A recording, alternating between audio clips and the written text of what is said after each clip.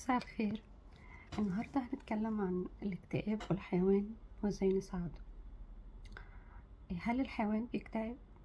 الإجابة الحيوان بيحس، بيتألم، وبيكتئب كمان.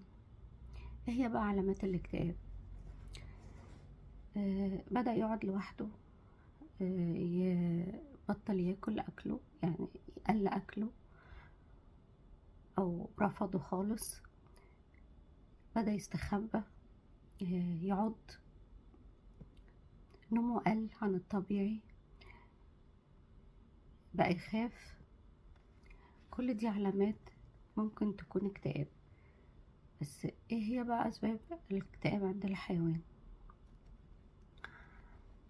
الاكتئاب عند الحيوان زي البشر بالظبط: فقدان شخص عزيز عليه او حيوان بيحبه، الاهمال او التوبيخ المستمر،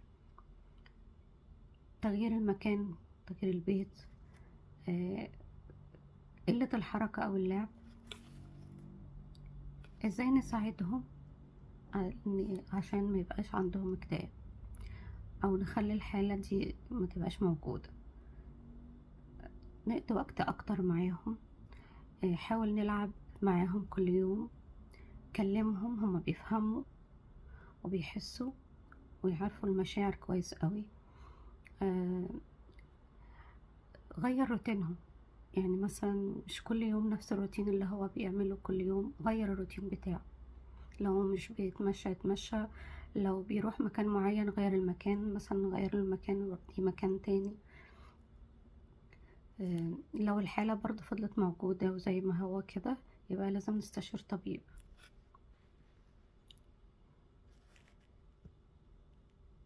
الحيوان ما يعرفش يشتكي، بس بيحس، بيتألم وعنده مشاعر وبيعرف يوصل مشاعره كويس قوي، وبيحس بتصرفاتنا ومشاعرنا. افهمه وحس بيه زي ما بتحب حد يسمعك ويحس بيك. هو محتاج طبطبة زي ما انت بتحتاج طبطبة، محتاج ان حد يحس بيه، حد هيفهمه زيك بالظبط. اتعامل معاه كشخص، هو بيفهم، بيحس، بيتألم، عنده مشاعر، عنده أحاسيس. زي ما بتكلمه هيفهمك وهيقدر كل ده كتير قوي، أكتر من الإنسان. ولو بتحب الحيوان عايز تفهمه أكتر، تابع قناتنا وخلي الرحمة أسلوب حياة. باي باي.